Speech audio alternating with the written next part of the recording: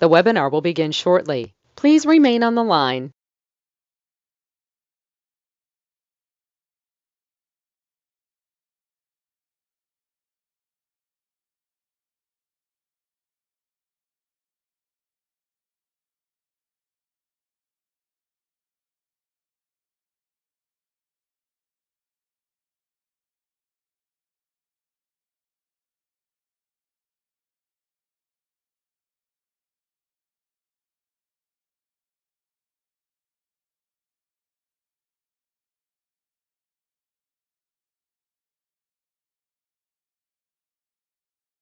The broadcast is now starting. All attendees are in listen-only mode.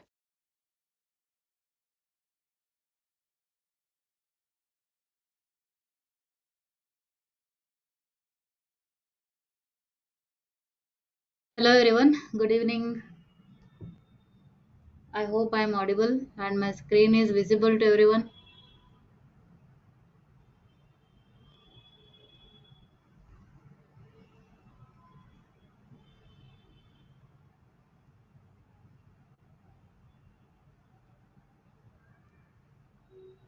Can anyone confirm it? Am I audible guys? And is my screen is visible?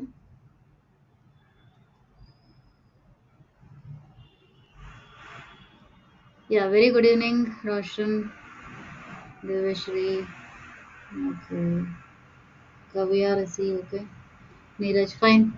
Thank you guys for confirming. Alright, so let's start today's session. Okay, so yesterday we have started with our internship program. Okay, so basically I have explained the structure and overview about how it is going to be, right?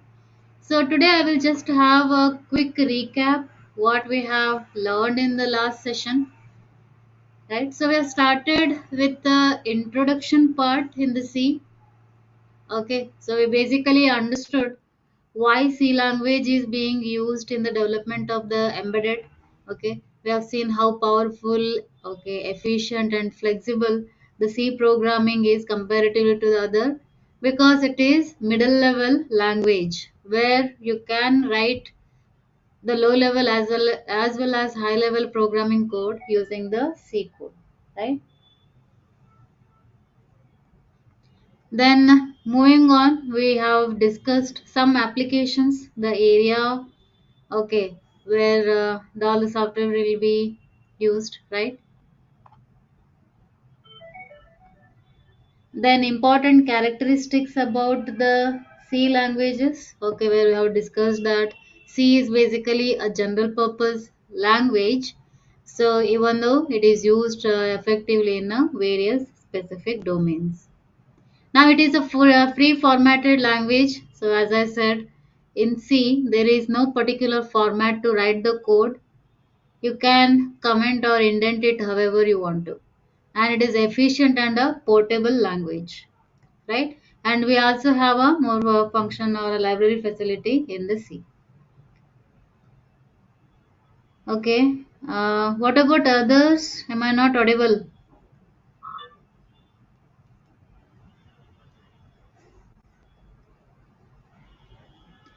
Okay. Please confirm once whether I'm audible or not. Hemashri is saying she cannot hear me.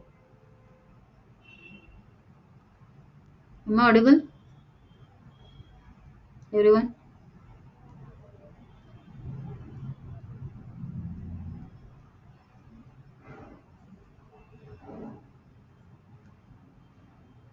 Okay. Yeah, thank you, Vikash, for the confirmation. All right. So after that, I have told you how to write our C program. What will be the basic anatomy of the simple C code? So how you follow first with the documentation, then the preprocessor directives, and all the main code will be written in the main function, right? So and yesterday I discussed about printf also, how to print the message and a value from the variable. So then we moved on to the data representations, which is a very basic concept in C, like how the data is being, especially if it is an integer, So there are many ways we represent the numbers, right? And internally it is converted into binary. So we briefly discussed about that also, the conversion, right?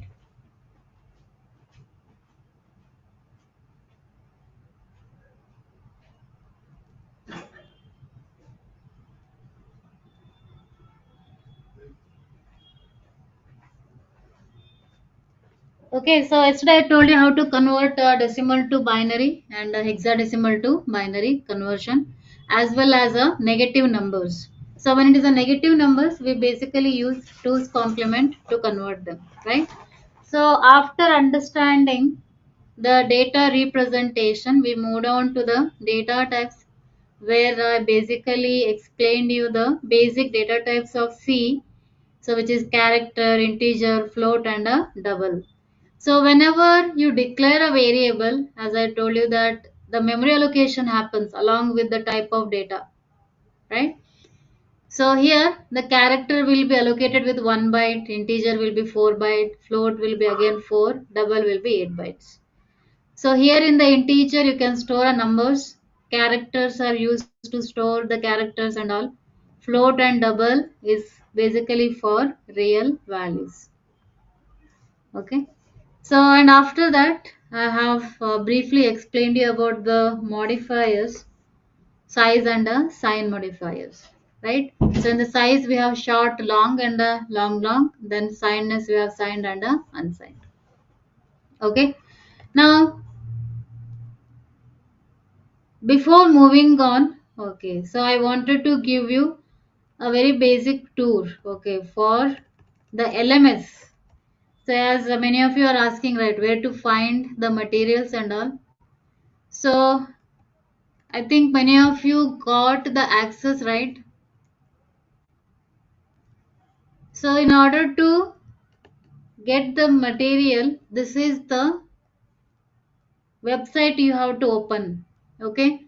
So where you will be provided with the user ID and the password. Okay. So when you open this web page, it will ask you to enter your username and a password. So which will be shared as a mail. Okay. Once check your mail. If it is not given yet, wait for a while. They will provide it to you. Okay. So this is the website. You can take a screenshot or make a note of this.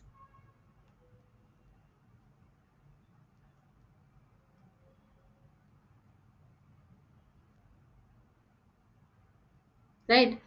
So you will receive the mail. Don't worry if you haven't received it by this weekend. You will receive all the credential.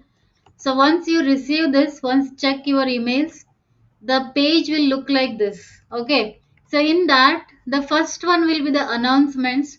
This will be only for the mentor. Okay. This is accessible only for me, where I will be announcing if any important announcements are there, maybe class cancellation or related to test. Okay. Once the C module is completed, you will be having one test that you have to attend it. That announcement and all I will be providing here. Okay. Then next will be discussion forum. See, some of you is asking, right, where you can ask your doubt. Here you can see, I think Saida is asking a question here. So here you can post your question with the title. Okay, she is asking where to find the recorded session. Okay. So here you can post your questions related to class or general queries. It can be anything. So that is discussion forum, right? Then apart from that, you will have all the resources here. You can see the C resources, the slides, okay, some assignments, templates, codes for your practice. Okay, so you actually get it from here. Yeah, 1 second, I will upload it. Now the class recordings, right? Today only I got the access. So will be available in this section. So in the C programming resources related to the C class recordings, you can find it here. Once it is available, I will upload it in this particular thing, right? No, it is not shared by me. It will be shared by the Emertxe support team, right? So then there will be microcontroller resources once after week after 7th session. the microcontroller will start, right? So related to microcontroller, everything will be available here, the projects, everything. Okay. So as of now, because C programming is going on, so the materials related to C programming is available here, right? So now the link, right, is this. I will send it in the chat, or you can take a screenshot, or you can also make a note of this. So this is the website, we call it as a LMS.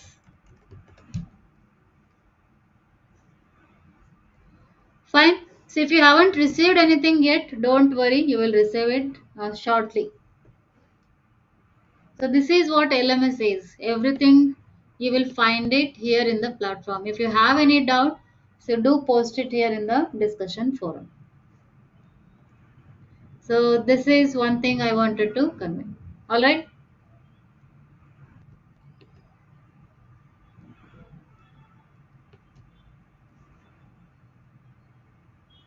It will be shared by the support team. Once check your email. Okay. By the weekend, they said they will send it to you. Fine. No, yesterday class recordings are not received yet. I will update it once it is available. Fine. So don't worry. Alright, so come back to the class. Let's continue with the class session. So yesterday I have told you like how to print the value from a variable, right? So usage of a printf. So likewise, we'll today see how to read a value from the user,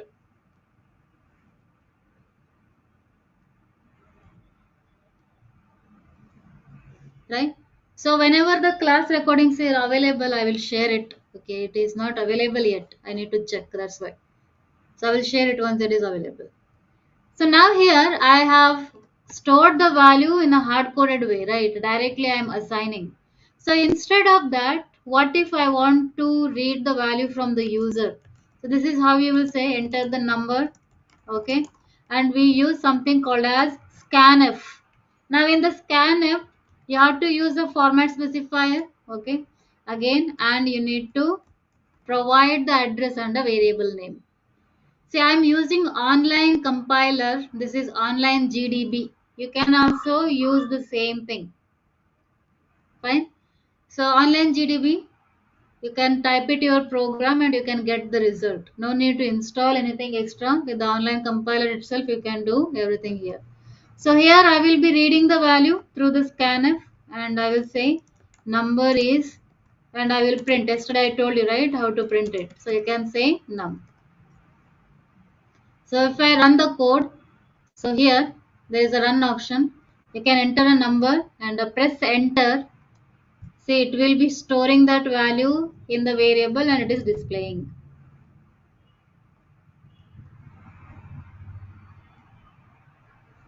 Okay, if it is available in the YouTube, then good. You can follow that, right? Fine. So likewise, if you have to read a floating point variable, same thing. Okay, so you can say ask user again to enter a float number, a real value, but on the format specifier will say change and you have to change the variable. So then print the value here. Okay, so printf entered real value is, see, I know that I will be giving you some program here. Okay, so what you do, either you take a screenshot of the program. So later on, after the class, you can try it out. So now you can concentrate on the class. Okay. So listen what I'm saying. Make a note of this, and then you can try it out right after the session.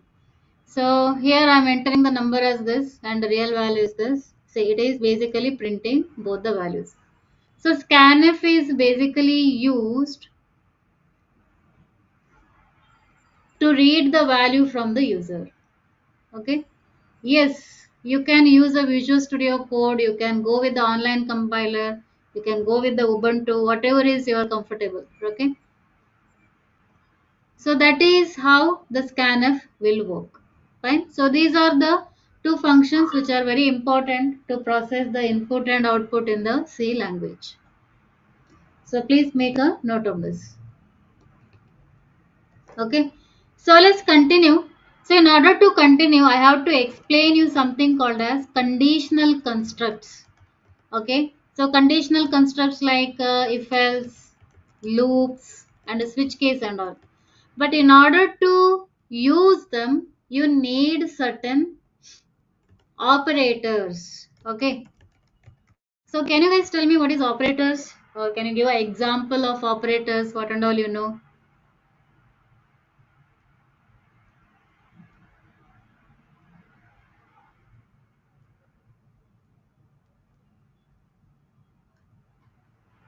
What operators you know?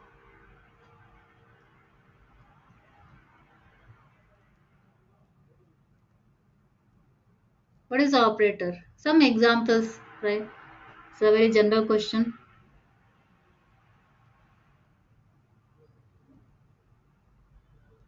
Arithmetic operator, yes, very good. Relational operator, yes, exactly. Logical operator, correct. Bitwise operators are there. Increment, decrement. So good, yes. See, operators are nothing but basically symbols which perform operations and it will return a result, right? So today I will just give you a basic about arithmetic operators. It's a very simple one, right? So arithmetic operators like plus we have, minus we have, then division is there. Okay, likewise modulus is there, right? And a plus plus, minus minus. So these all are very basic operators which you already know. What is percentage? We call it as a modulus, right? What is the use of modulus operator?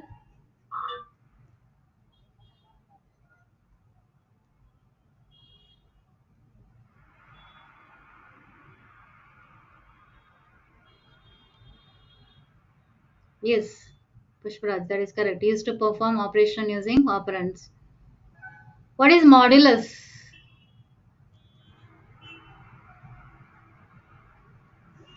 Yes, reminder. Okay, basically it returns the reminder of a given value, right? So that is a modulus operator. If I say 10 mod 2, it will basically returns 0. If I say 4 mod 3, the remainder will be 1 here, right? So that's how it will basically returns the remainder.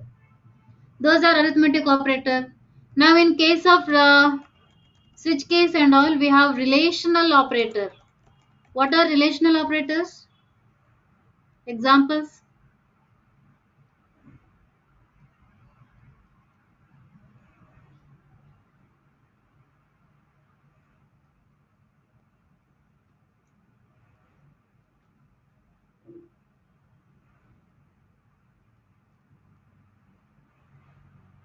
Relational operators, which are basically used in condition checking and all.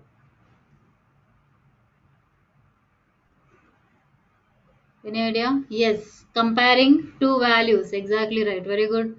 So less than, greater than, less than equals to, greater than equals to, okay, not equals to.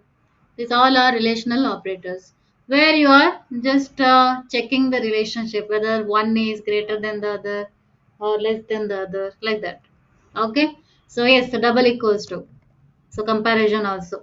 So these things we require in order to understand the conditional constructs. So remaining operator I will explain later. Okay, as of now just make a note of these two, right? So the next thing we are going to discuss is conditional construct. Okay, as name itself says that.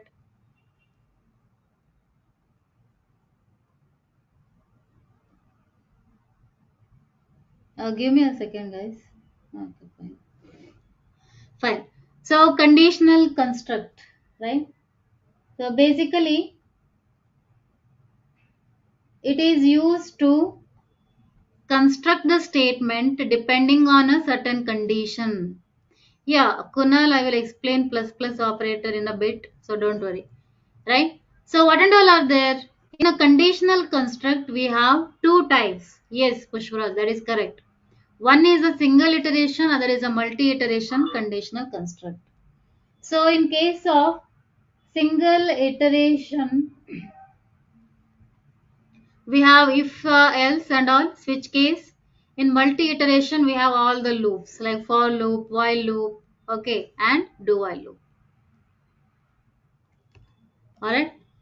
So let's discuss that one by one.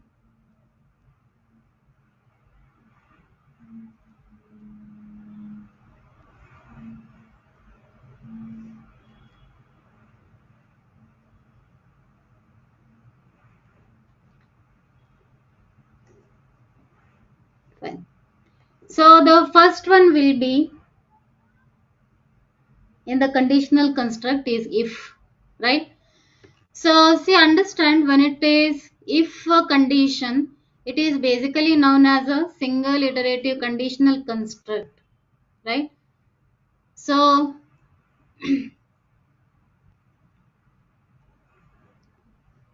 so what is the meaning of that?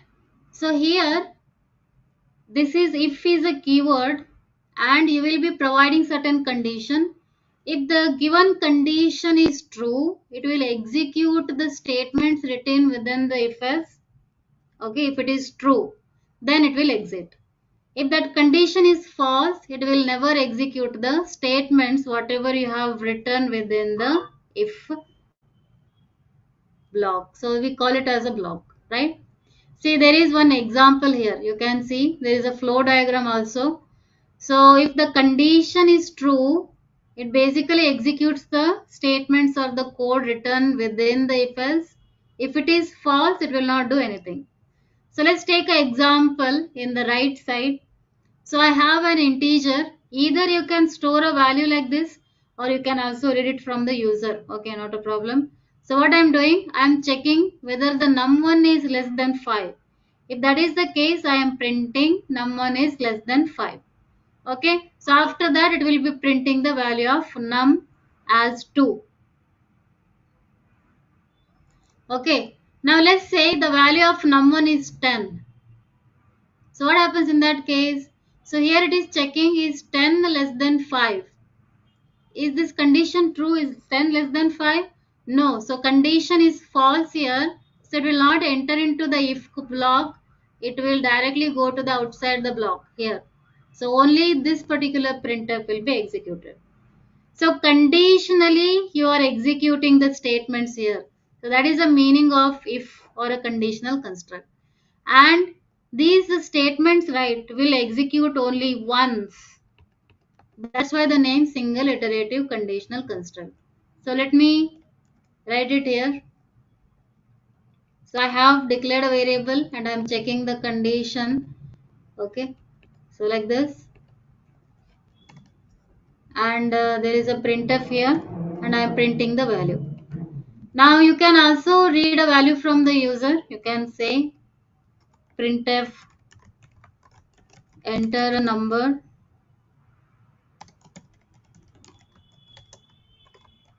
right? Then the scanf is the one we use to read a value. So percentage %d and num1.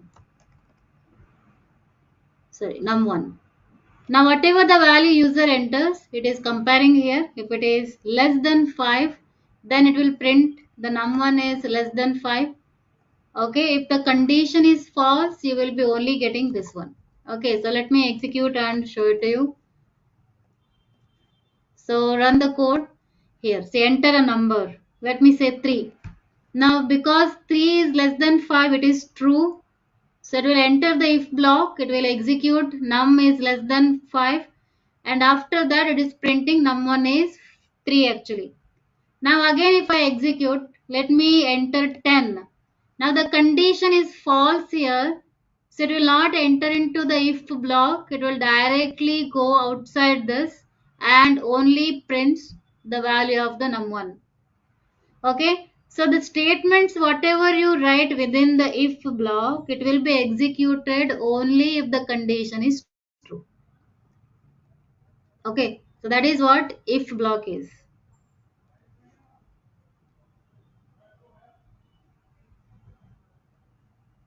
Fine.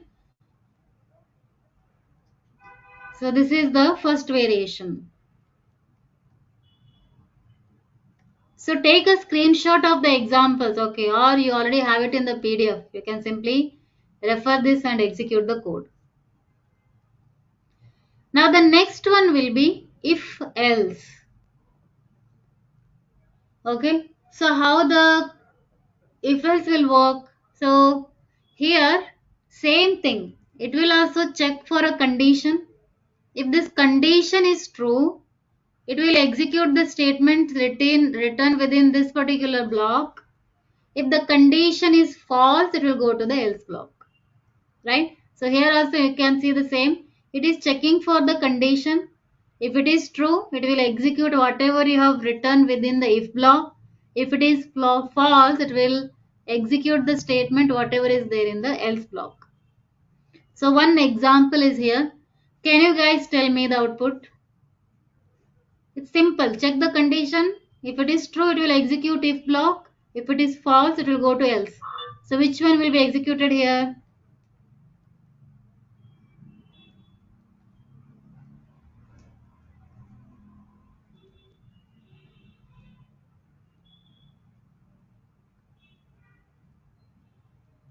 What will be the output?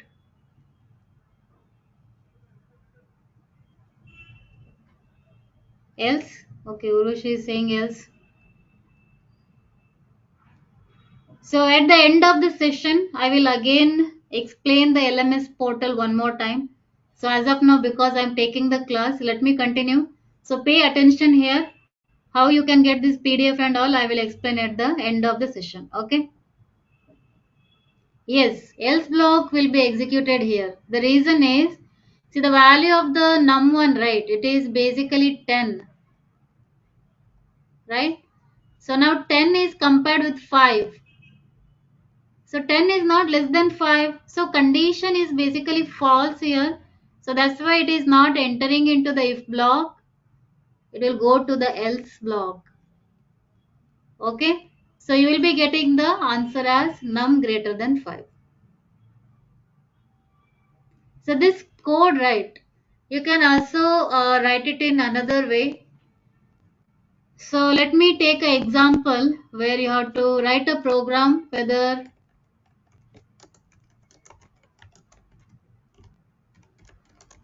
the number is even, not even, negative or a positive. So how will you know whether the number is negative or positive?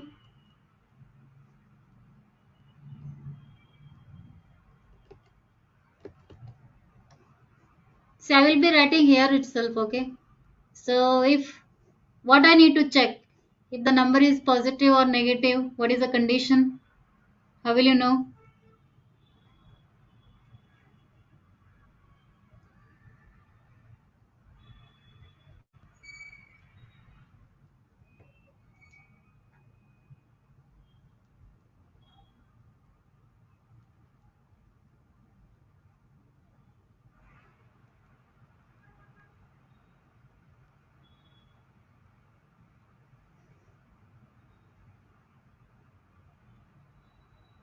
Yes, exactly. Compare with 0, right? If the given number is less than 0, you can say that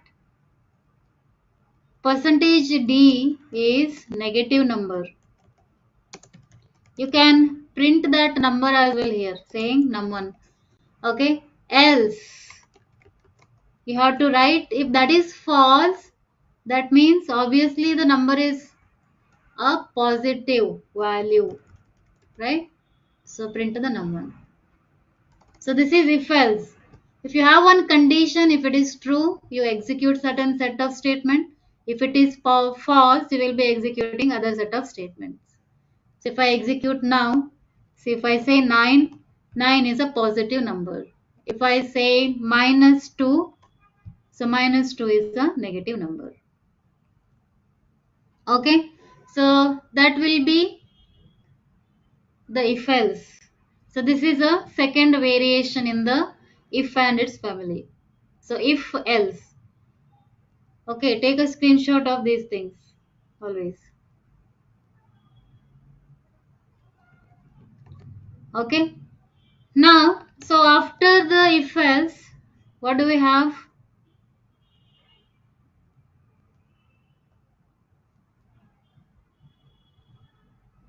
Yes, very good, Krishnanjali, that is correct. Fine. So after if else, we have one more, that is if else if.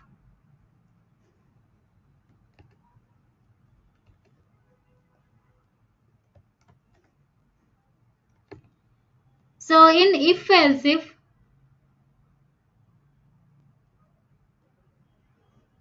when to go with the if else if? So whenever you want to have a multiple condition, so more than one condition, whenever you want to, see, I posted the code in the chat. Okay, you can try it. So or else this is the example, right? So if else if are used whenever you want to check for a multiple condition. Okay, so here in this example itself, I am checking whether the number is positive or a negative. See, apart from positive and negative, I want to check whether the given number is a zero as well. So in that case, I need to write a multiple condition here. So I can add one more condition saying if the given number is greater than 0, I can say it as a positive.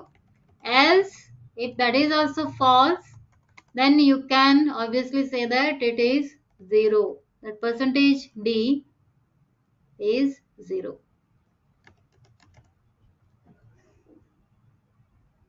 Yes.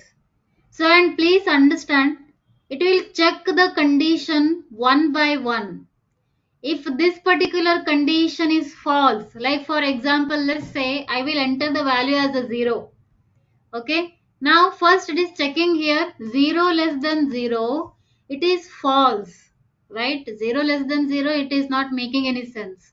So because condition false, then only it will go with the else if. Here it again it is checking whether 0 is greater than 0. Again it is false. So both the conditions are false. So it will execute the else part. Now let's assume I enter the value as 4.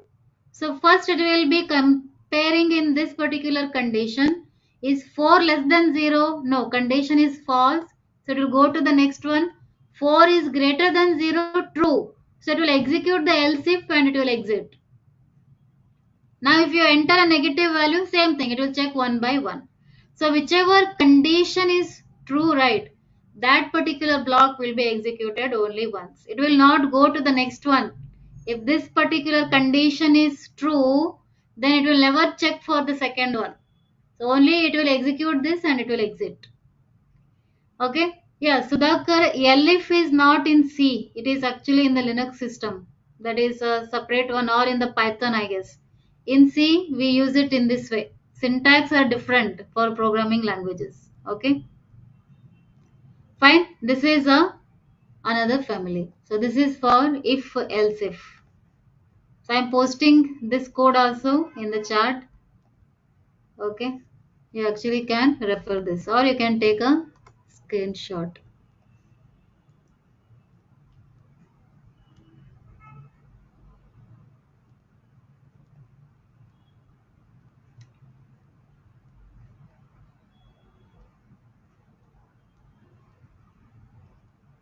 Okay. So these are the variation if else and if else if. So whenever you need to check more than one condition, then we have to go with the else if conditional construct. Now one last variation in the if and its family, that is nested if. Okay, so what is nested if? It is basically if inside if. Okay. So whenever you write a if else in another if else, then we go with the nested if.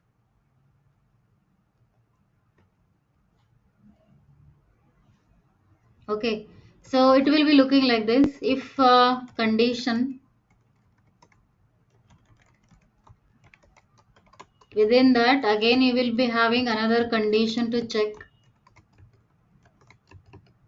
There will be a statements and close it. Okay. Or again in the else, again if you have to check another condition, statements and else. It can be any variation. Okay, it depends on the requirement. So again, here also you can have else. So when you do this, right, this is basically called as the nested if else.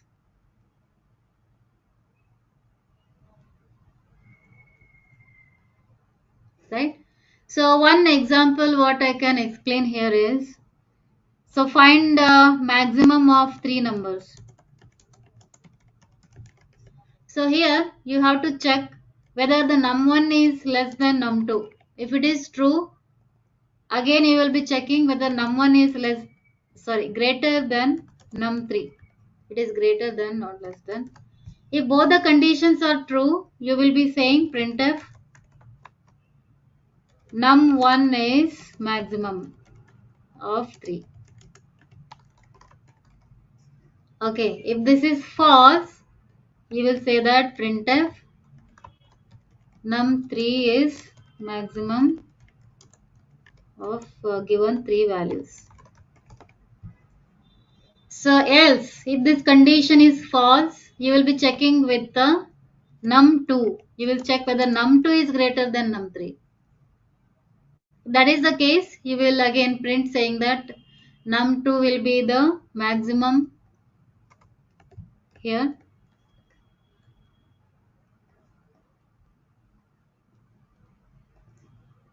Okay, else num3 will be the maximum. Like that, it's a condition within the condition. If you have a requirement like that, then we are going to use a nested if else.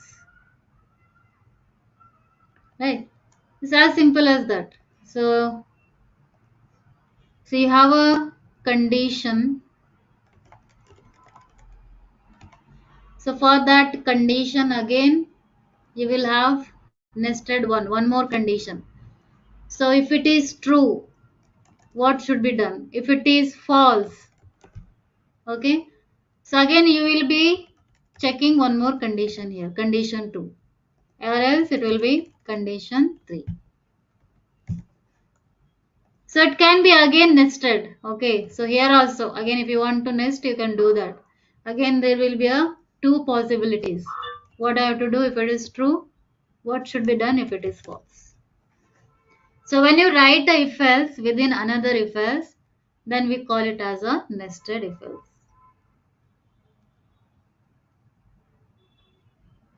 Okay, so these are the 4 variation we have in the if and its family. Is that okay? Right? See, try to make a note of these example. Later on you can practice. Fine.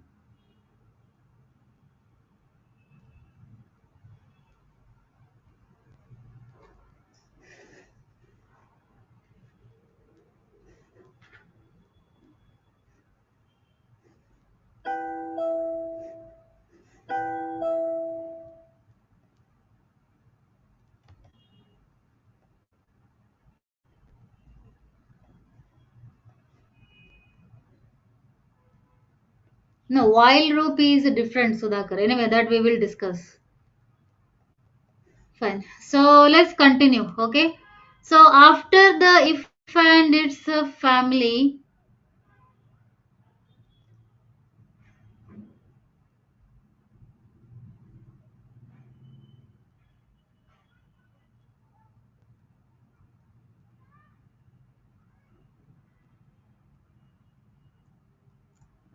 then instead of else if, right, if you have to like check other conditions also, we have logical operators. Okay, Kunal.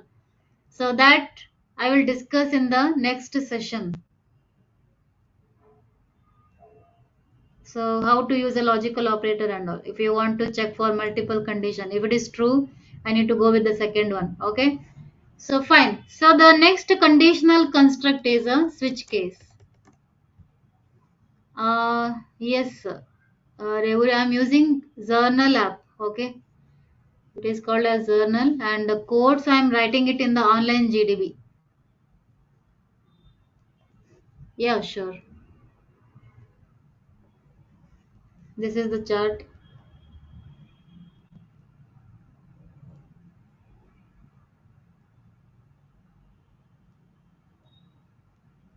Yeah, you can use. This is just an explanation I have given. One example. Okay, how you can write a nested if else.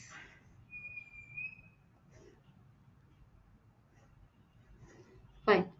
So let's move on to the switch case. Now switch is also again a single iterative conditional construct. So how to use it? What is the syntax here? So let's see. The syntax, right, in the C will look like this. Switch is a keyword where you need to pass the expression. Expression basically means the value of a variable here. Then followed by multiple cases. There will be a n number of cases.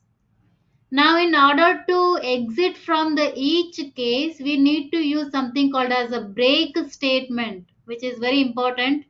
Okay, so after executing the statement, it should stop, it should not continue. So that is the use of a break. So break basically exit from the switch cases. So you can write n number of cases. Now if the given expression whatever is there, it will match or execute the case which is matching with the given expression. If that given expression is not matching with any of the cases, then it will execute the default case. Okay, so one example we'll see here. So what I'm doing is I'm reading a value from the user. Let me directly write it in a code. Okay, so I have a variable called option. I'm asking user to enter the value here and I'm reading that value through the scanf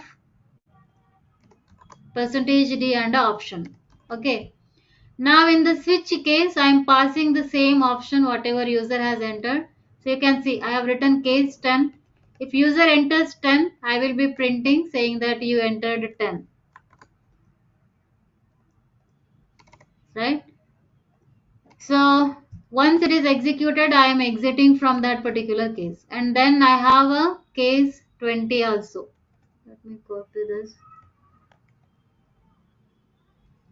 So where I am saying you entered 20 and I am breaking it. Then let's take a case 30. Similar way, let me add a statement here. So you entered 30.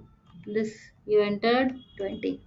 Then if none of the cases are matching, I will be using a default and I will say try again. So this is my switch block. So once I executed the switch, I am returning 0. I am exit from the program.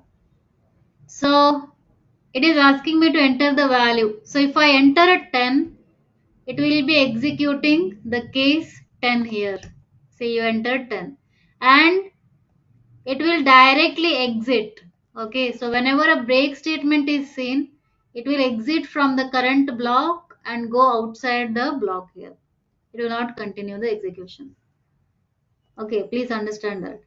Now if I enter 20 or 30, same thing, it will execute the matching case.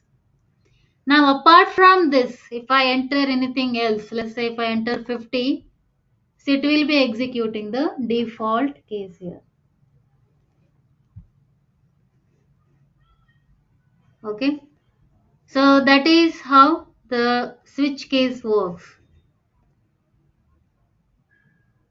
So one example, right, where do we use the switch case is basically whenever you need to design a menu based application. Let's take one example, right? I want to write a program to implement a calculator. So where I will be giving an option to the user.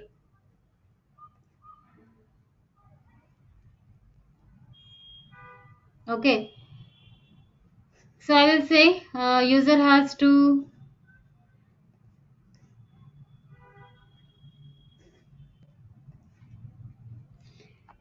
enter a choice. Yeah, I will explain that in this example. Okay. So where you have to ask user to enter the choice and you will be reading the value. So whatever the choice user enters. Okay, now I will be asking user to enter for one addition. For second option, it will be multiplication. Okay, then the third one will be subtraction. Then fourth one will be division.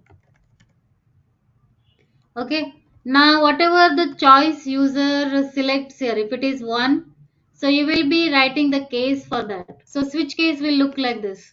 So in the switch, user has entered the choice, right? So you will pass the same choice as an input. Now if it is a choice has given as a 1, that means it's an addition. Okay, so you can have a variable called sum and you can add the values num1 plus num2 like this.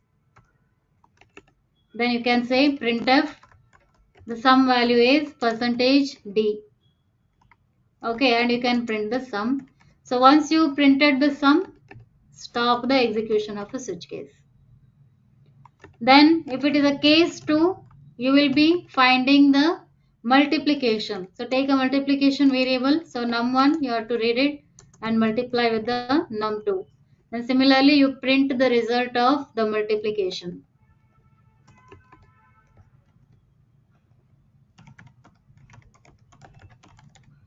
Okay, here you print that multiplication value. So then break. So likewise, you will continue all the other cases.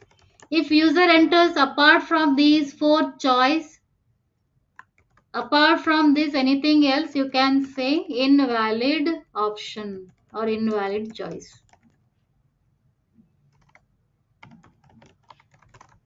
Then stop the switch cases.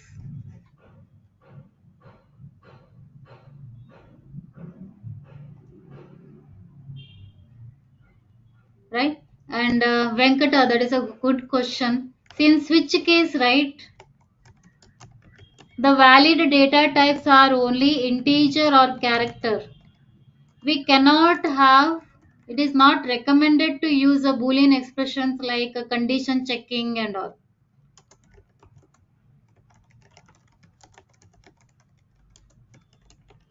Not recommended. So if it is a condition checking, right, go with the if else. Fine.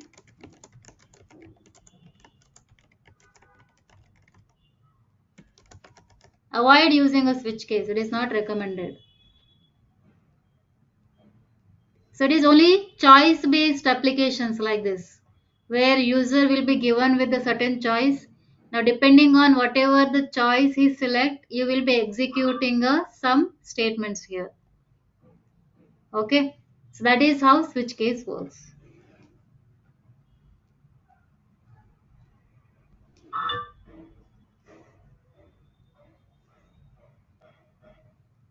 Fine, this you can try it after the class as well. Here you can declare num1, num2, that multiplication variable, addition or a sum variable, then use it in the code.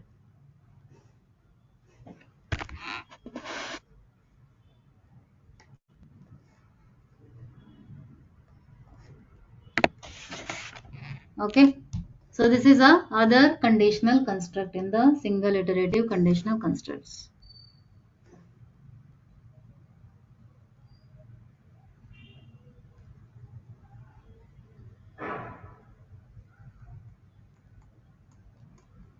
You can take a screenshot.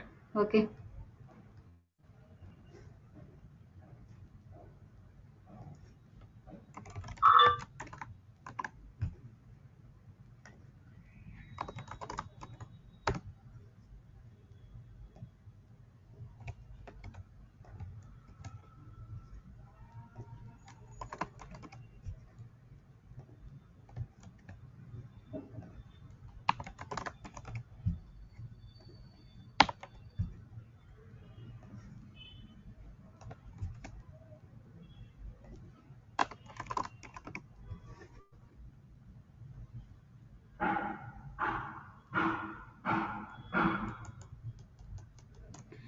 See, if it is as that is what I said. If it is a condition checking, try to go with the if else. Try to avoid using the switch cases. It's better you go with the if else only. Switch case is not recommended for checking the condition and all. It is only for menu based application. Choice you will be given. Okay, so likewise, based on the choice you want to do something. That is when you can go with the switch cases. Alright, so the other one is subtraction. Where is subtract and print?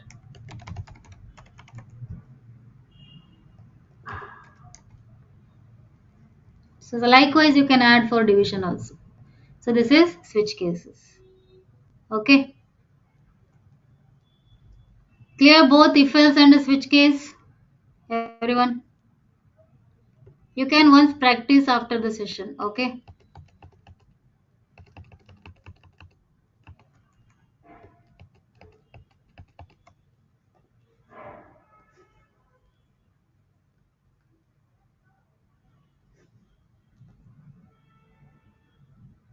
All right.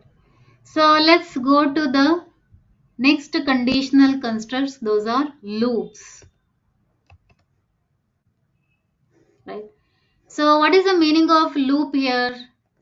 So it is basically known as multi-iteration conditional construct because here the statements are executed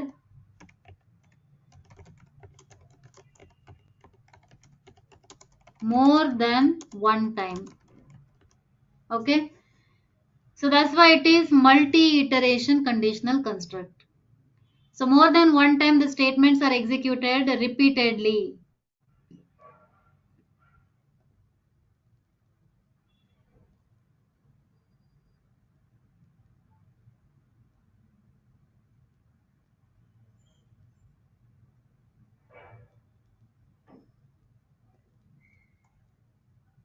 No, Siddharth, you will not find it. Okay, it has to be in this order only. First, you have to enter the choice and also ask user to enter two numbers.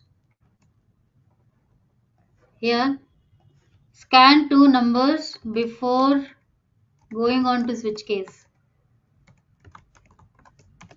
I haven't written that because you have to continue this. After reading these two numbers only, you can go with the switch case.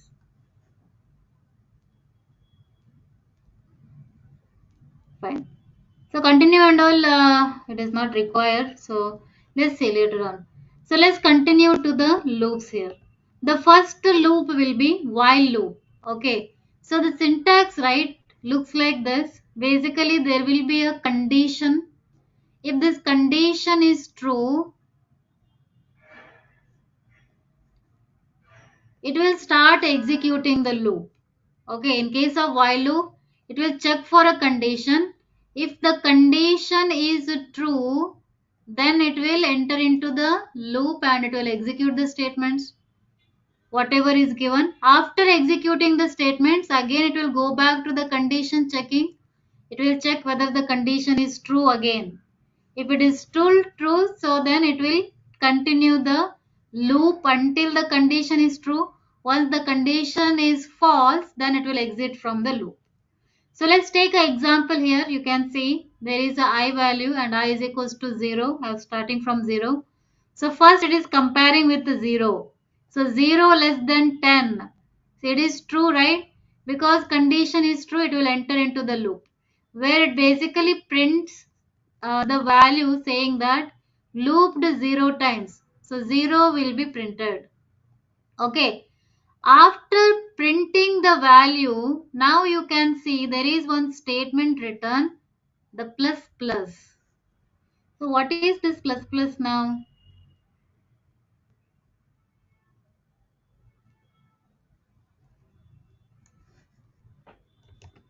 So what is the meaning of plus plus operator?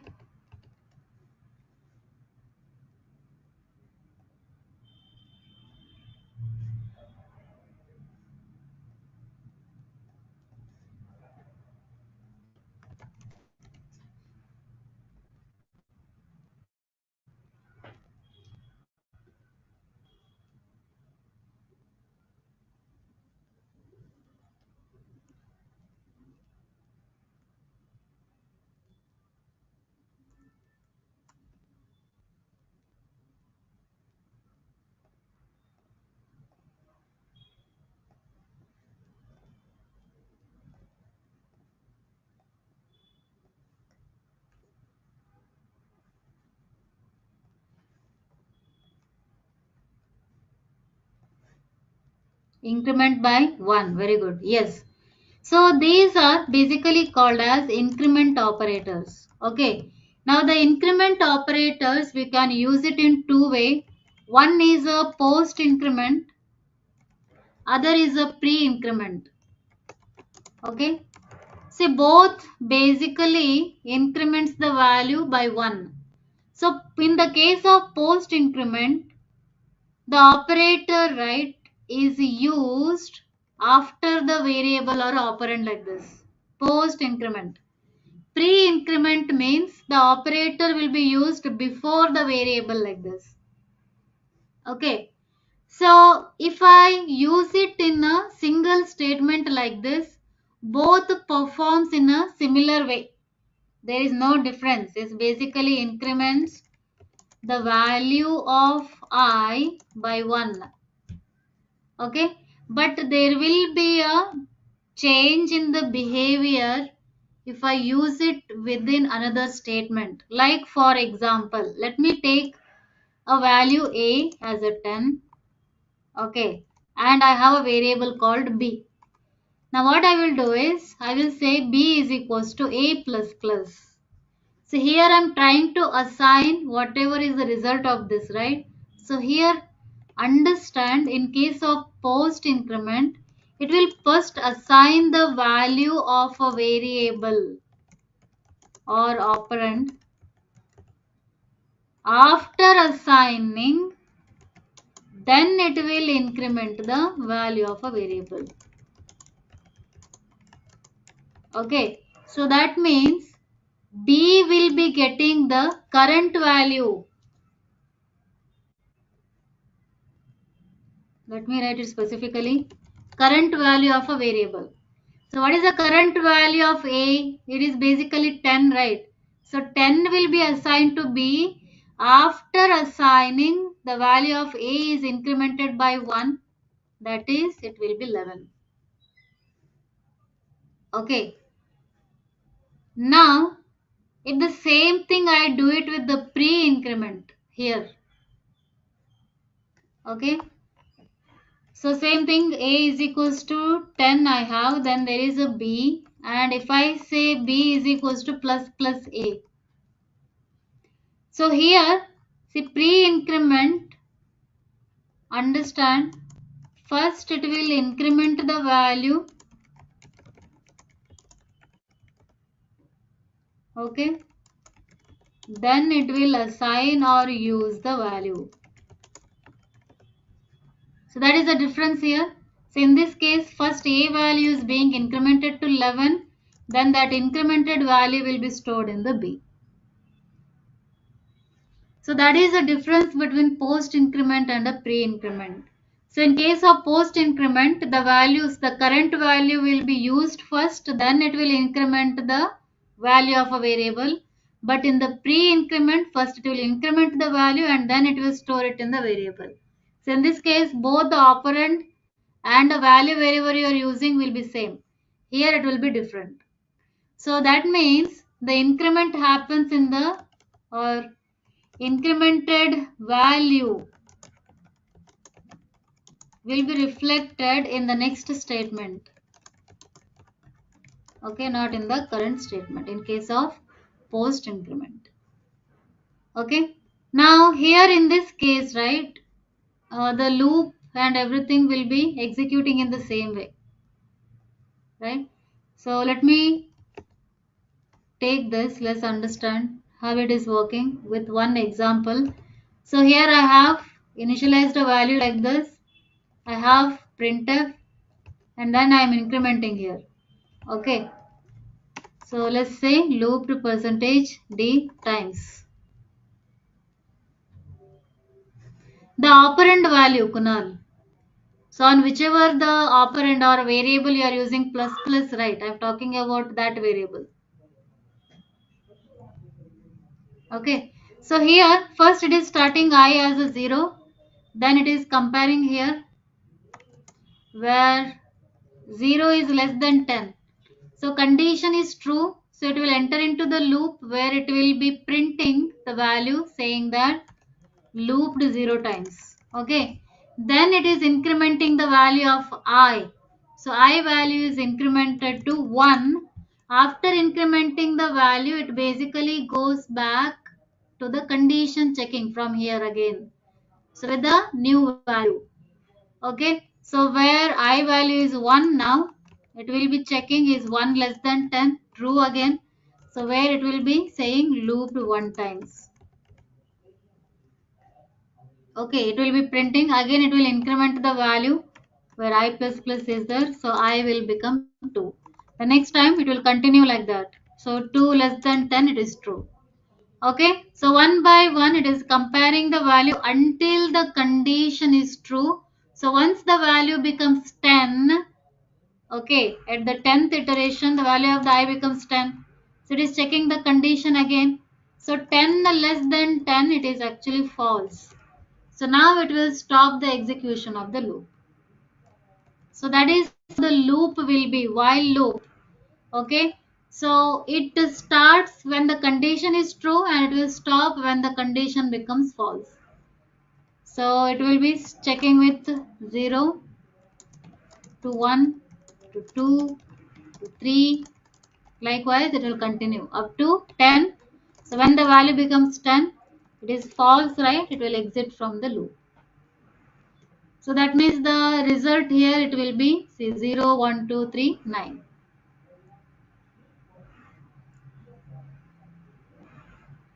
Yes, Devishri, that is correct. Here it is a normal statement. So here it will not make any difference whether you use I plus plus or plus plus I, it is same. Okay, if you use it in within another condition, then you need to take care of the behavior of the pre and the post increment. Sorry, I have a habit of saving it so each and every time. Fine. So this is while loop and how it works. No, we cannot through Malaysia because if you go with the if, how many times if will work? If else will execute the statement only once. It will not repeat. Okay, the loops you need to use it whenever you want to execute the statement repeatedly more than one time. Then we go with the loops. Fine.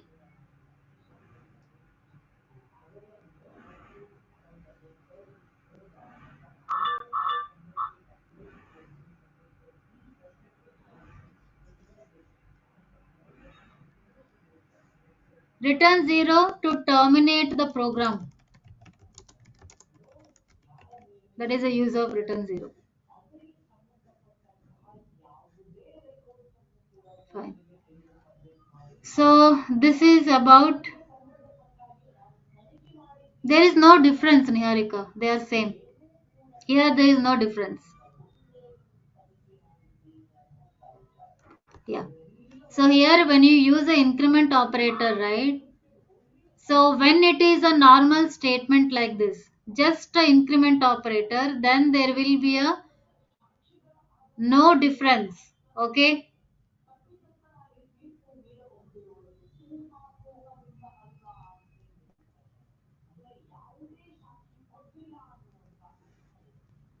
So there is no differences. But if you are trying to do this, assigning a result of these increment operator, then there will be a difference. When you use a post increment, first it will assign the current value of a variable A here. So the current value is 10. So 10 will be stored in the B. So then it will increment the value of A. But in case of pre-increment, first it will increment the value of A and that incremented value will be stored in the B. Okay. Yes, sir. Chinni, you can use return 1 also. It will terminate, not an issue. So the application of the while loop, right, will be in the arrays and all. So that I will explain. So don't worry. The real time example of the loop and all, you will learn it with the arrays. Yes. So if you use while of 1, it is true, but it will result in the infinite loop. We don't use it.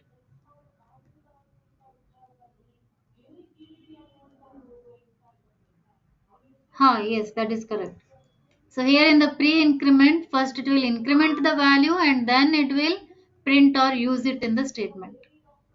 Okay, here that is not the case. First it will use the current value, then it will increment the value of a.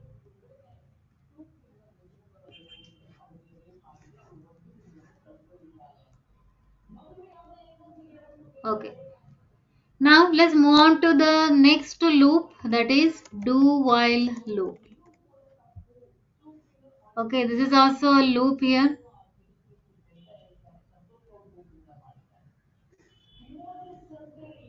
Okay. What is the meaning of a word infinite?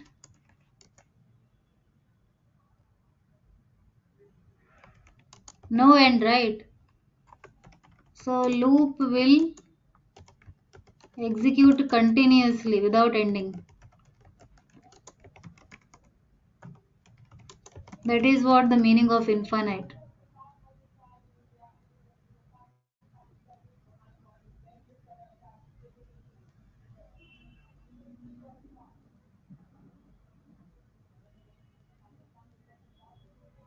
Yes, Devishri, that will be infinite loop. That is correct. Okay. So the next loop is do while loop. So how the do while will work? So this is the syntax. It will always start from do.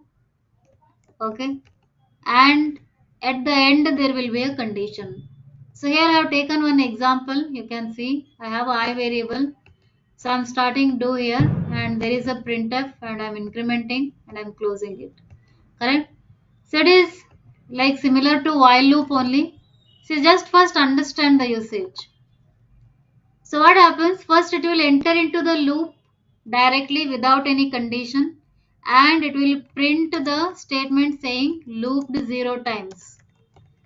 After printing it will increment the value of I as 1. Okay. After incrementing it is checking the condition whether that value is less than 10.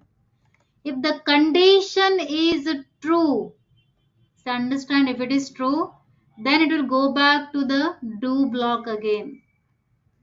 Right? So again it will continue to the second time. Again it will execute. Says the current value of the I is 1. So looped 1 times. Then it is incrementing the value of I and it will say 2. Then checking for the condition again whether 2 is less than 10. So again the condition is true, so it will continue into the loop. Okay, so again it will execute the statement, it will check the condition, it will again repeat if it is true, the same thing until this condition is true. Now when the condition becomes false, okay, that is when the I value is 10, it is checking for the condition. So at that time it will be false, so it will exit from the loop here.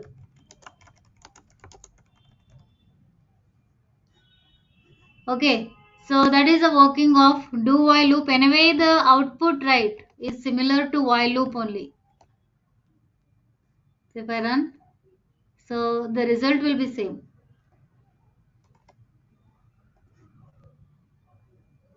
So what is the difference between the while and the do while then?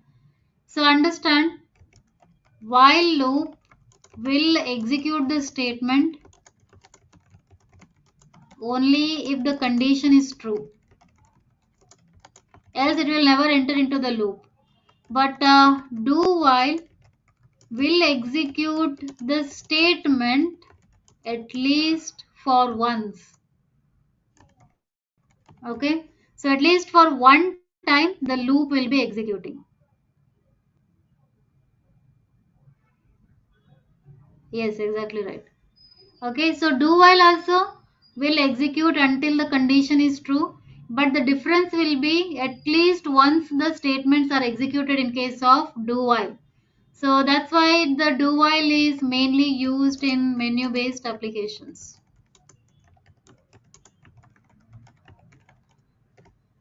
Can make a note of this. This is the difference.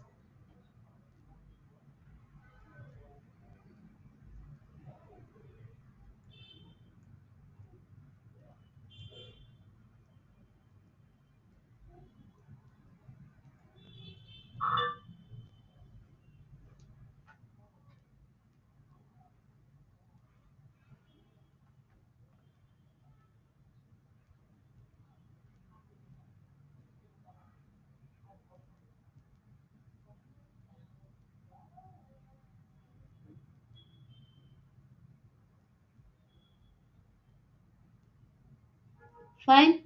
So these are the two loops, while loop and a do while loop. Now in C we have one more loop, that is for loop.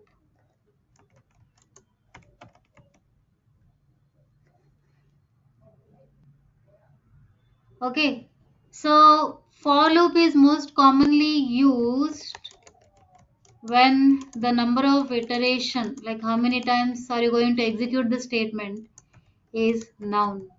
Okay, is known by you. So like in the arrays and all, we go with the for loop because the size is fixed. So when I start with the array, right, you will know I will be using a for loop. So before that, let's discuss how the syntax of for loop will look like. Okay, now for loop basically contains three things. Let me write it here. The first one will be the initialization part. Okay, semicolon followed by condition checking. Semicolon followed by post evaluation expression. So three things, three statements. It's a combination of three statements here. Then within that there will be a statement or statements.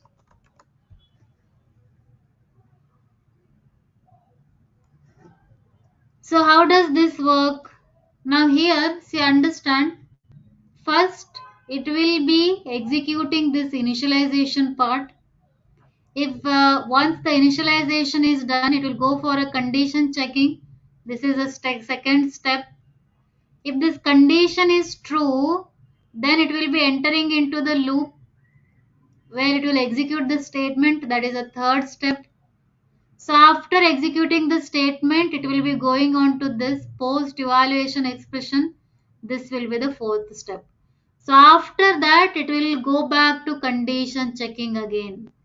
So this it will repeat until the condition is true. So once the condition becomes false,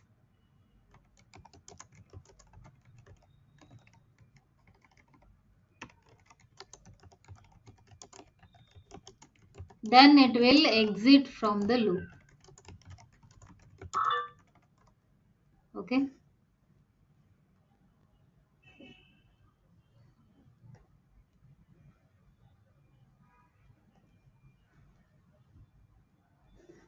So let's take an example here. So in the PDF, one example is given. Let me take that.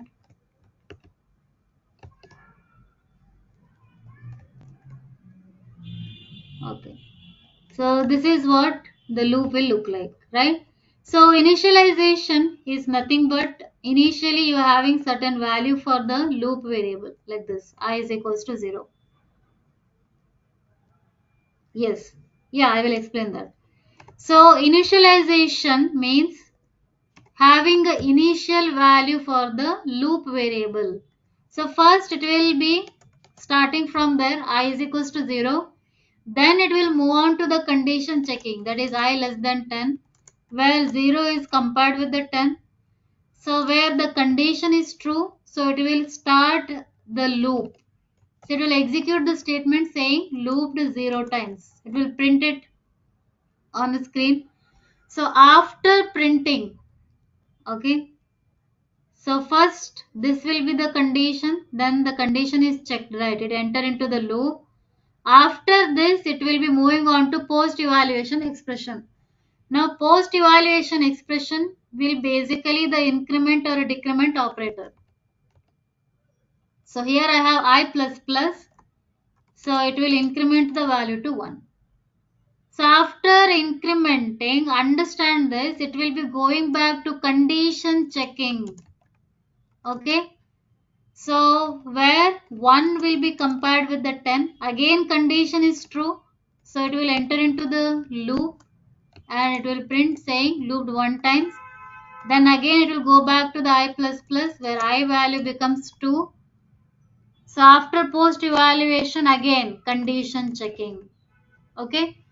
So this it will continue until the value of I becomes 10.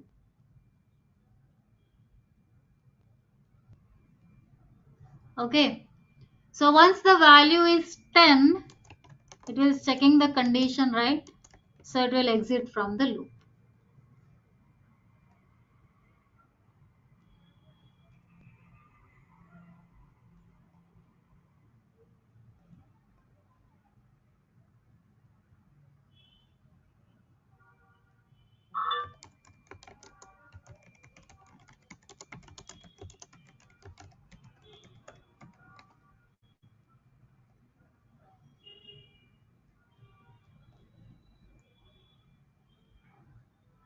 Okay. So let's check the output here.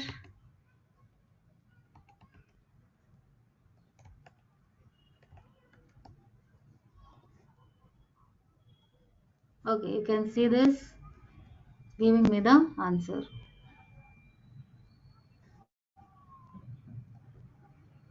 Alright, yes. So whenever it is a for loop, first it will start from this initialization part and understand the initialization part will be executed only once. Okay.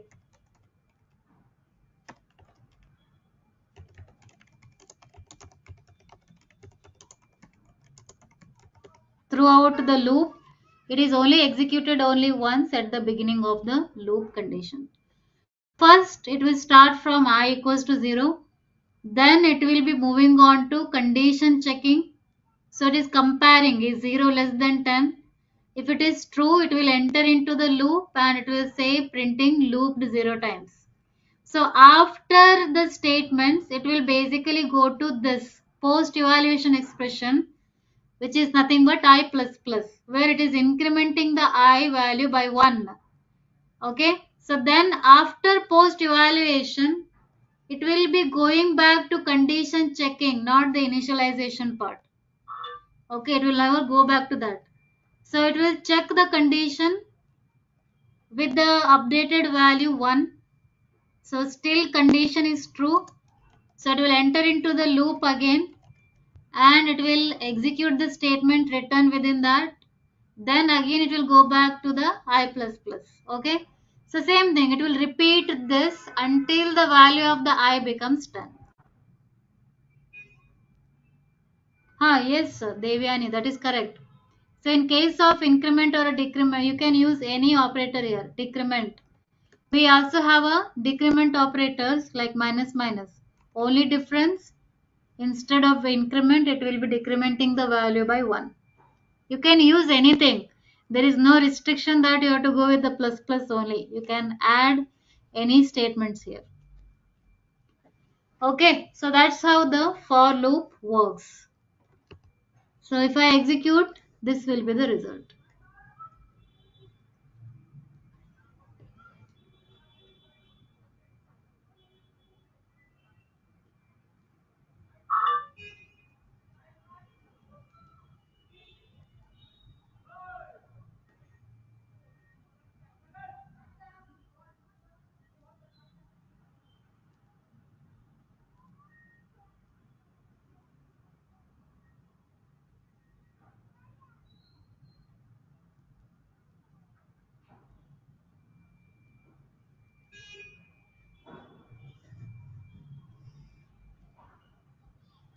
Yeah, you can use I minus minus, but accordingly condition has to be changed. Else it will result in the infinite loop because it will always be true. Okay, so you have to be careful about that.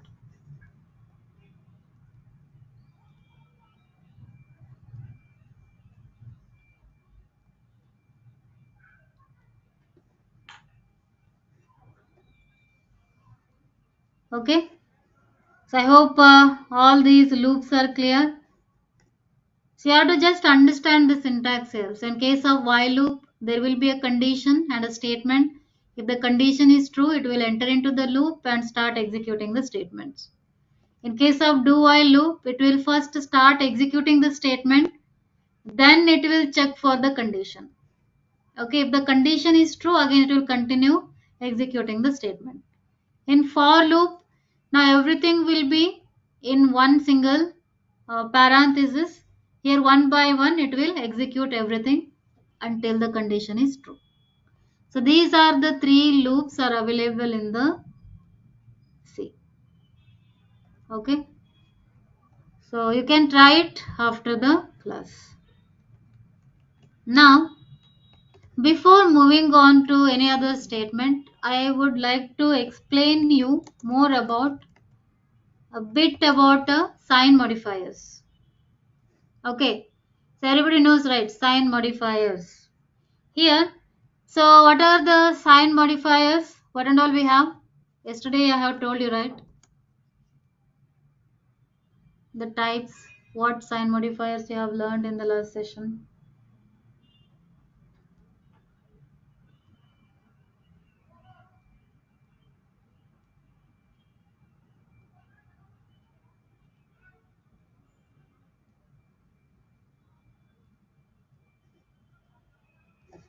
See, two keywords, right? Signed, other will be unsigned. Okay. So whenever you declare a variable, let me take a character. So whenever you say signed char num, either you can actually use a signed keyword, or if you normally declare a variable like this. Okay, so by default it is a signed variable.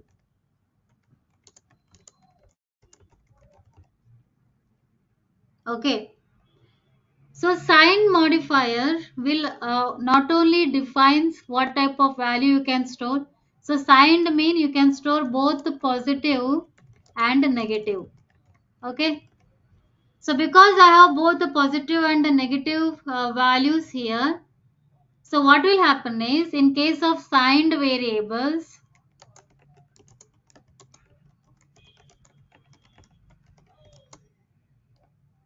MSB bit is dedicated for signedness in case of sign modifiers. So if I take an example of this character, what is the size of a character?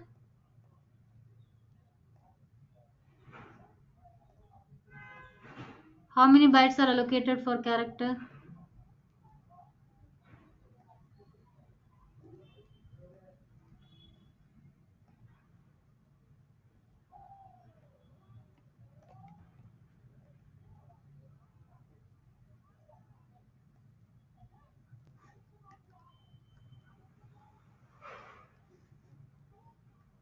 Yes, 1 byte, right? So 1 byte means it is equivalent to how many bits?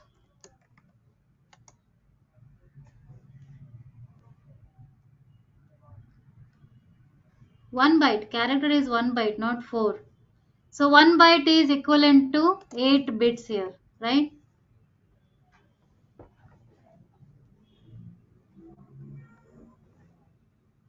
So in that 8 bits, right, this first bit will be MSB, the last one is known as LSB. So least significant bit and the most significant bit here. Now MSB will be dedicated for the signedness. Okay, so if MSB is 0, that means it will be considered as a positive. If MSB is 1, then it will be considered as a negative value. So with this, you actually can decide the range of values you can store. See, character, right, is actually known as 1 byte integer. So you can actually store an integer value also in the character apart from the alphabets and all. So range of values, let's say if it is a positive value, so what will be the range? So if the MSB bit is dedicated, so that means it will remain 0. The rest of the 7 bits will vary from 7 zeros to 7 ones. Okay, so in the binary. So that means the positive values in the character, it will vary from 0 to 127. This you can convert and cross verify. The value here is 127. So MSB will remain 0 because it is a positive value. Okay. So likewise, if it is a negative value, so what will be the range for negative values? So you are going to fix MSB to 1. Again, it will vary from 7 zeros to 7 ones like this. So here, because MSB is 1, you need to take the 2's complement. So when you take a 2's complement, it will end up in minus 128 to minus 1. So in a character, okay, in a signed character, the positive values you can actually store from starting 0 to 127, and the negative values you can store minus 128 to minus 1. So like this, if it is a circle, range of values, right? So we have a 0. So 0 to 1, 2, 3, and so on. It will go up to 127. Then after 127, it will be minus 128, minus 127. Like that, it will go up to 0. Okay, circle of values or a range of values. So, as a summary, the range of signed character will be minus 128 to plus 127. So, in between this, you can store any values here.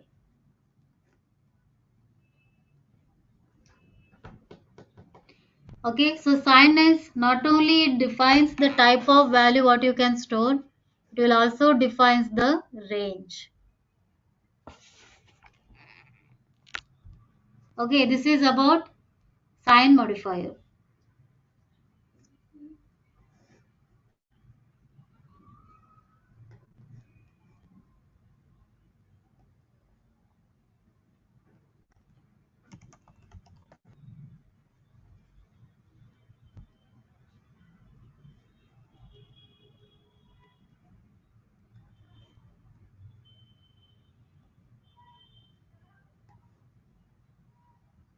So take a screenshot. Okay, make a note of this. I hope you guys understood the range. Okay, is it fine?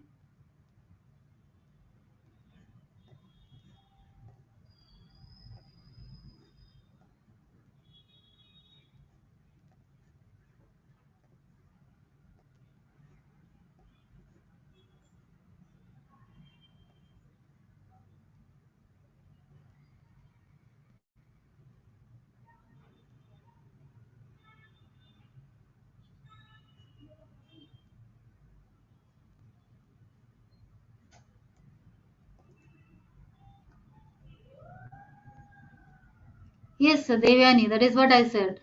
So sign modifiers, we have two keyword. One is signed, another is unsigned.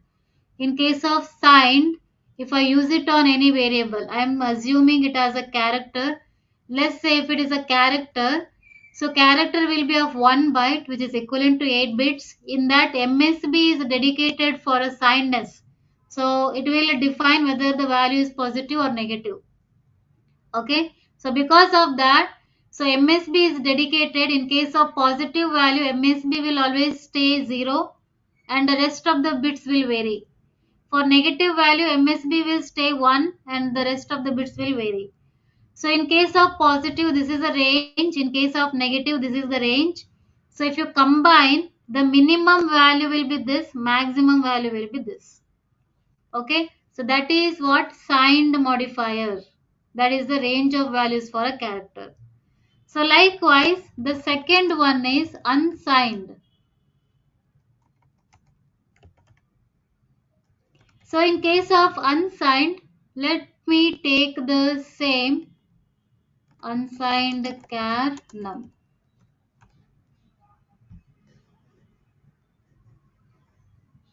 Okay, so what happens in this case? Unsigned means what?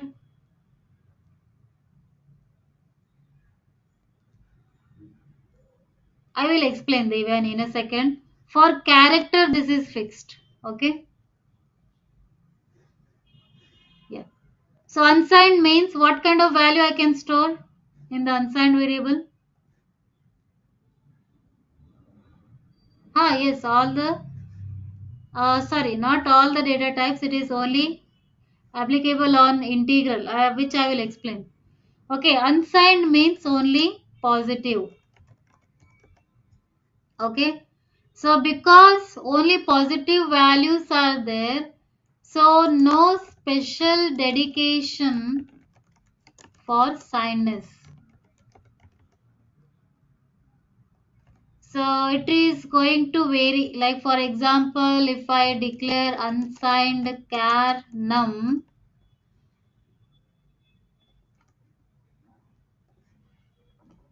it will vary from 8 zeros to 8 ones. So what will be the range here? So first one anyway it is 0, right? What is the maximum value?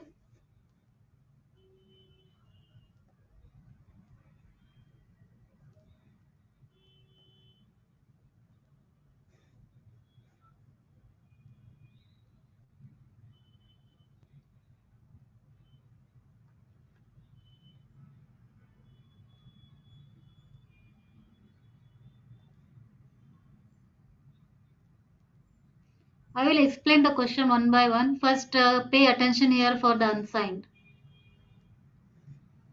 Yes, it is. No, there is no negative value, Niharika. So because there is no negative value, directly you convert into binary. It is basically 255, not 256, 255. Okay, that is the range for unsigned character. Now, as many of you is asking, right? So for character, these are the values are fixed. Now there is a formula to calculate this. Okay, so formula, if it is a signed variable, how will you calculate? You need to say minus 2 to the power n minus 1 to plus 2 to the power n minus 1 and then subtract with minus 1. For unsigned, it will be 0 to 2 to the power n minus 1. So understand where n is number of bits. Okay, if I take a character, so character is 1 byte, the number of bits is actually 8 bits, right? So subtract 8 in the formula, you will get the same range. Here also, for unsigned also same thing. Now if it is a integer, it is 4 bytes, right? 4 bytes means how many bits are there?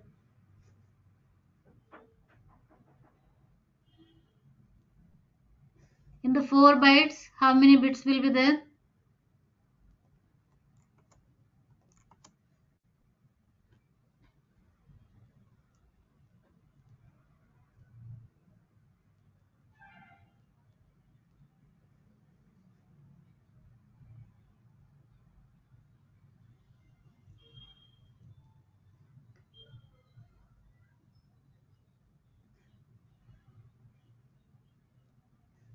Yes, 32 bits will be there. Okay.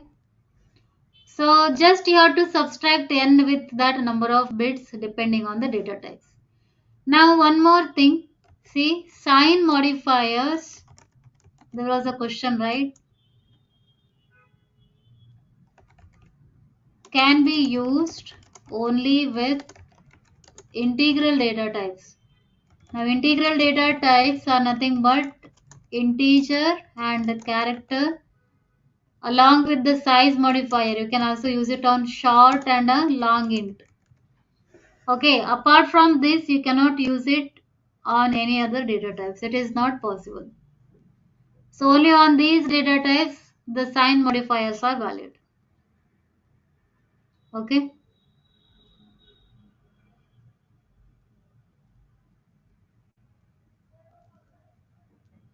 So you have to remember this. So anyway, in the next session, I will explain what happens if you try to store more than the range of the values and everything we'll discuss.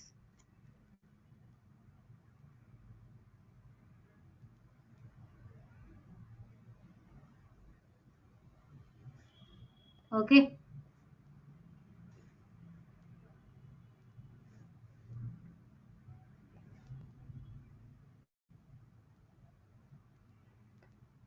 No, not rather than, Kunal.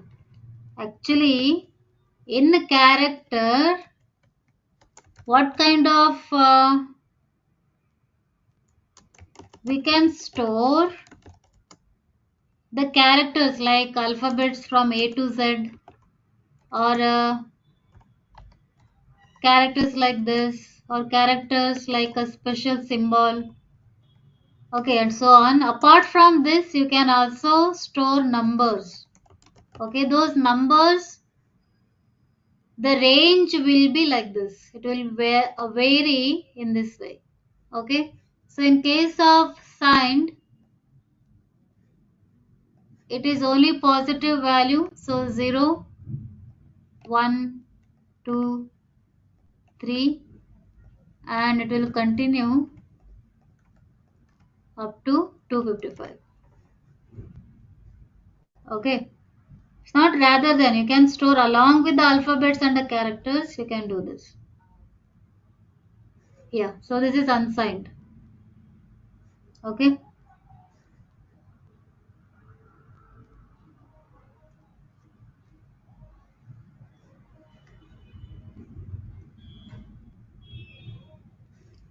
So there are two ways you can define a numbers. You actually can use a single quote for numbers also. It is fine. Okay. But it will be considered as a ASCII equivalent values for characters if you enclose within a single quote. If you directly store it as a number, it will be considered as a decimal numbers. Okay. So these are the sign modifiers.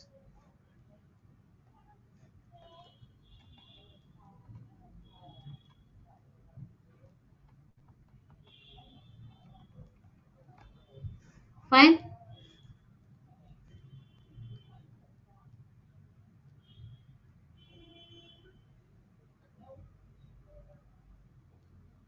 Yes, if the value is more than the range, right, signed variable and all, the value you will not get expected result. It will be different. Fine.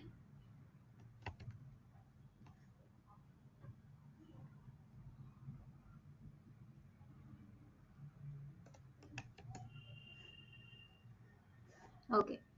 Now next we will see break statements.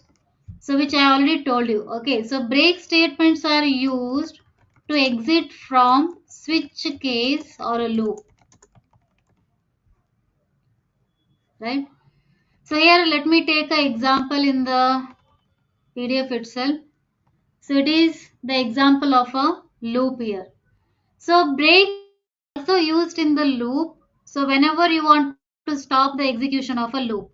So like here I have I, right? So I will be starting from 0. So 0 will be less than 10 and 0 it is compared here with the condition.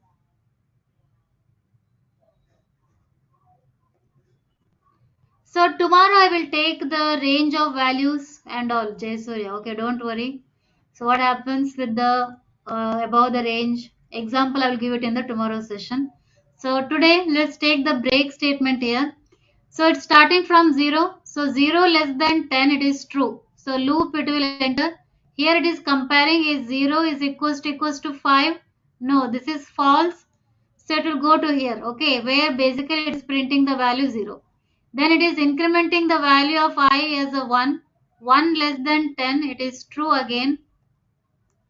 Okay, again it will enter and here it is comparing it this with the 1. Okay, again the condition is false. So it will print the value as 1. So likewise it will continue 0, 1, 2, 3 and a 4. When the value becomes 5. See, loop condition is true. This is also true. And whenever a break statement is seen, it will exit the control from the loop. It will go outside the loop. Okay. So break statements are also used to exit from the loop also. So this is a example here. So you need to use it with the condition.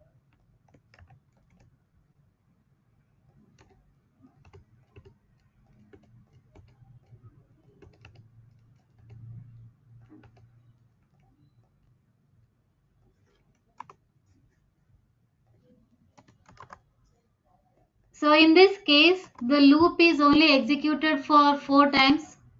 So once the value becomes 5, so it is not continuing the loop.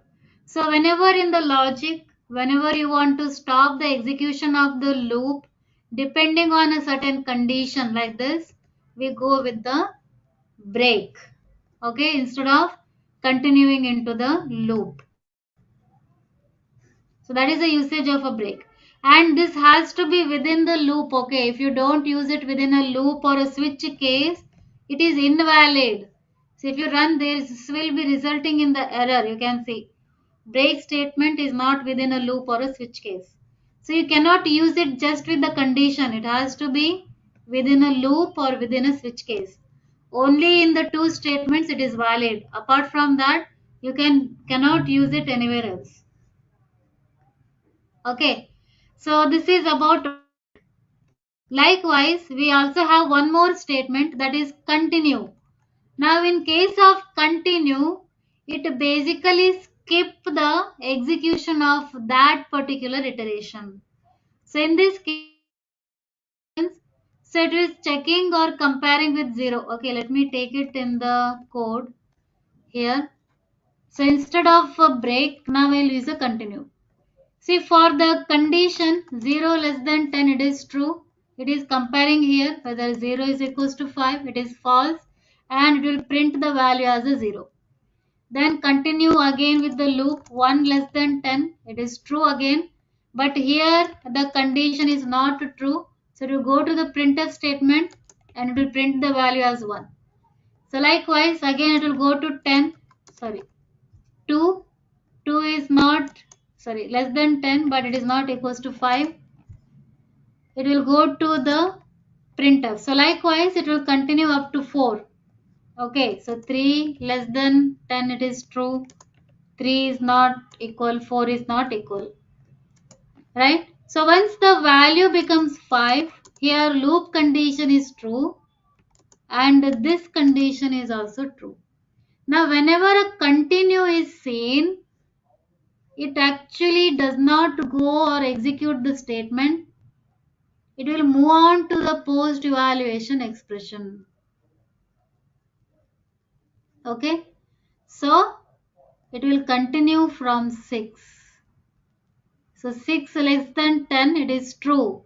So here it actually skipped printing the value 5 and it will continue to 6. So that is the difference. In case of break, right, it is actually exit from the loop completely. It will stop the execution of the loop, but continue will skip the execution of the statement for the current iteration.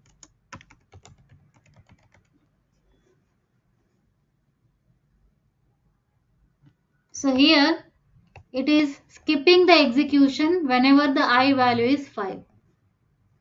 Okay, so 0 is being printed, 1 2 3 4, but 5 is not printed here. So it actually skipped the execution of 5, then it continued the loop.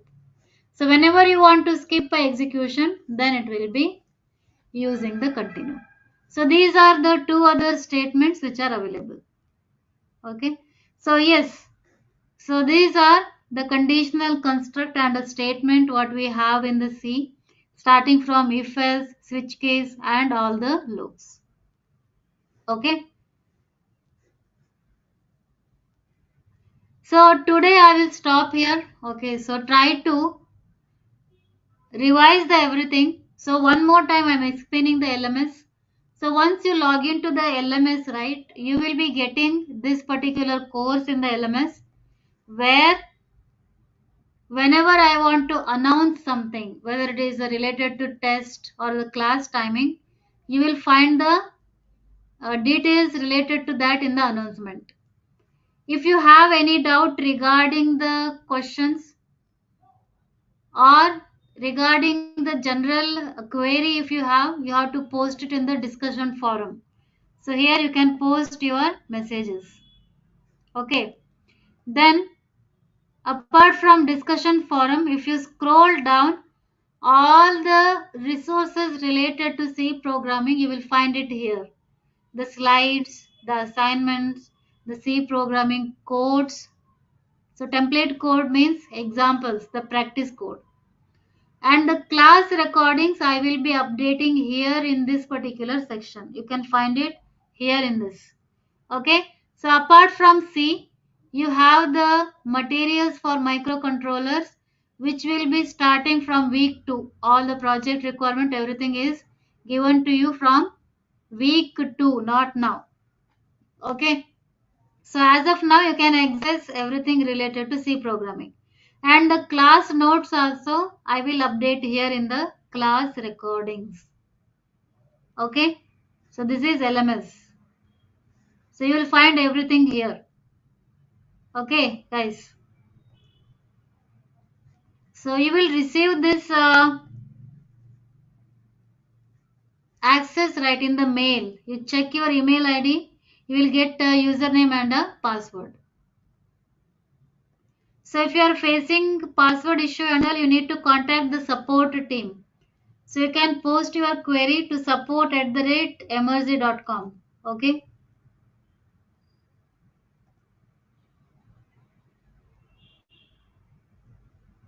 No, this will be available now only, Krishnanjali. You just have to log into this moodle.emergegroup.com, which I have posted in the chat. You can check once. Okay, log into that website. All the materials related to C and everything will be available there. And the login ID and password is required, so which you will be getting it in the mails. Yes, I have posted again. You can check. The link I have posted in the message.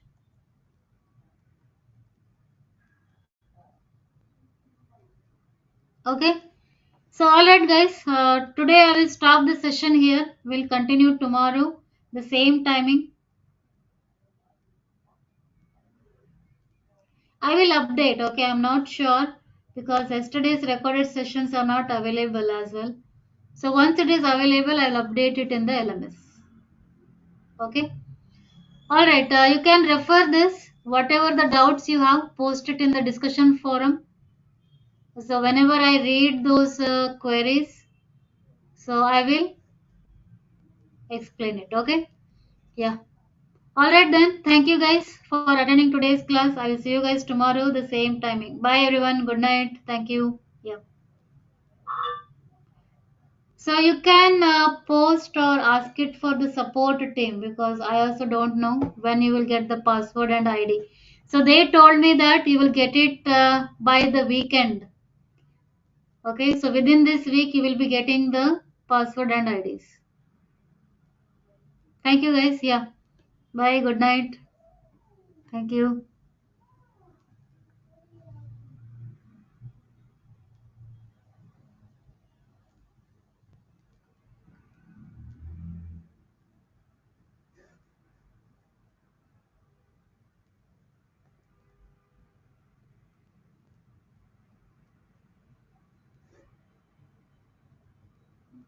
That also will be sent it to you by this weekend. Okay.